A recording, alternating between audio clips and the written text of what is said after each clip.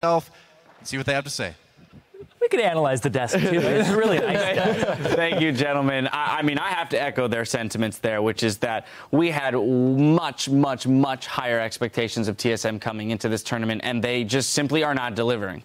Yeah, I especially had much higher expectations of TSM, apparently, because that wasn't a great showing. And a lot of it has to go, like, the obvious one is, like, throw Dyrus under the bus, but Turtle and Lustboy had a very poor showing in that game. Collectively, they were caught out in the jungle on the bottom side of the map specifically on 2-3 occasions. I understand that Lustboy was trying to save Santorin, who was also just doing his best, I'm going to call it his best wolf impersonation, and just roaming around the map randomly, but that was a very sloppy game.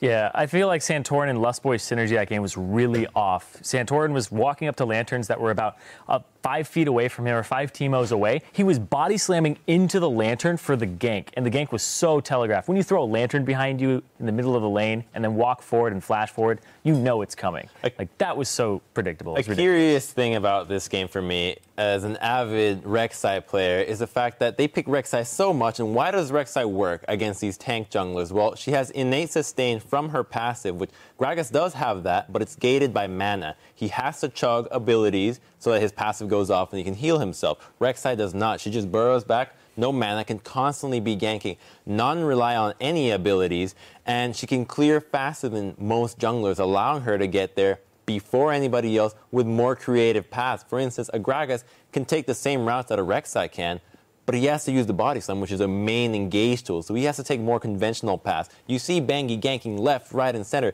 He can gank whenever he wants. It's the strength of the champion, and it's played perfectly. And, you know, usually the games that he has on Rek'Sai that he runs away with it, the early games, it's a complete washout, and we saw that here. Yeah, I think he did whatever he wanted in this game, and I think there were just a lot of executional mistakes.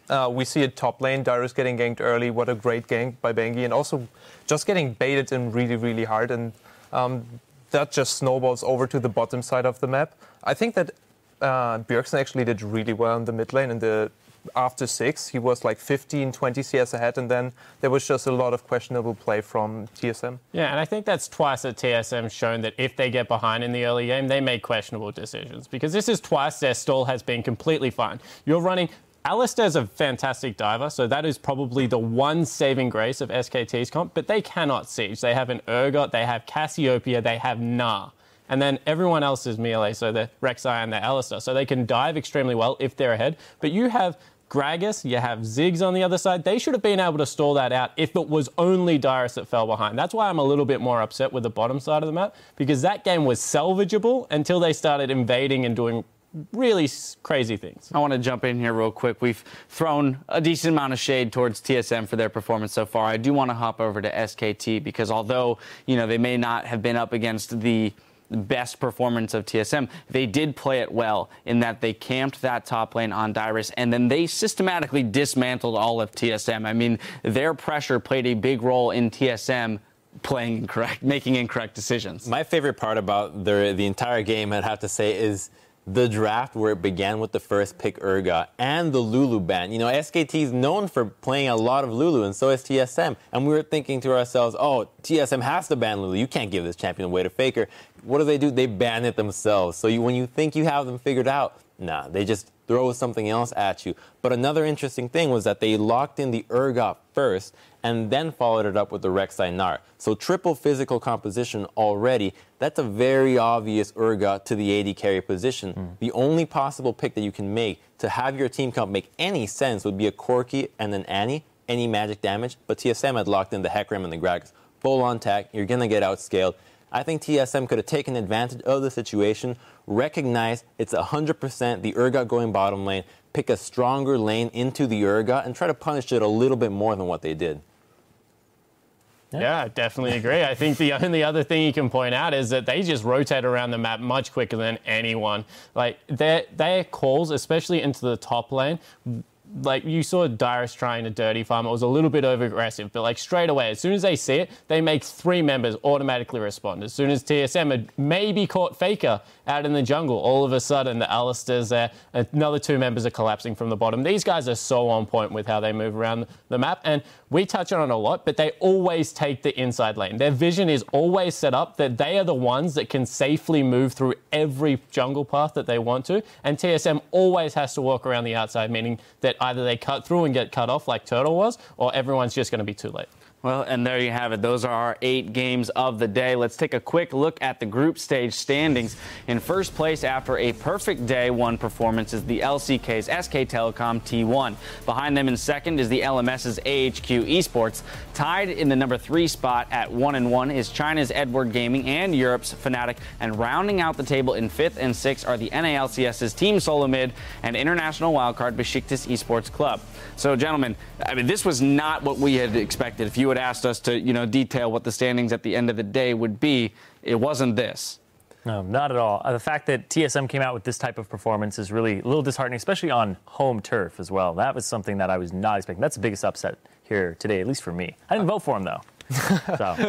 0-3 on the day. Mighty impressive their spot. It's really impressive to get them right, but to get them all wrong. It's just as impressive, yeah. Really. The reverse prophet coming there. I feel like that. I think AHQ had a really strong showing. I really like their team, the style that they are playing. They're playing really aggressive. We saw a lot of kills and we saw a lot of crisp executions in those skirmishes.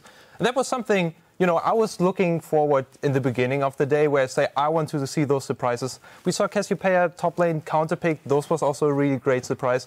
And I think everybody is like stepping up their game in strategical play from the teams we didn't expect would perform so well.